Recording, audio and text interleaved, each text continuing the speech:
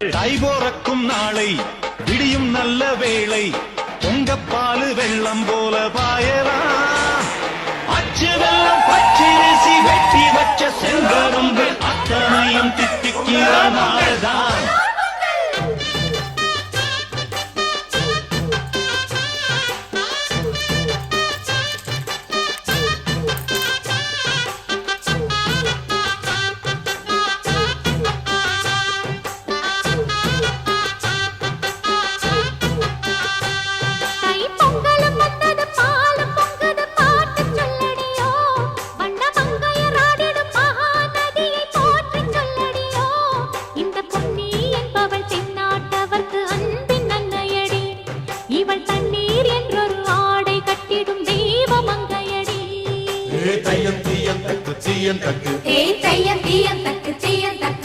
தையன் தீயன்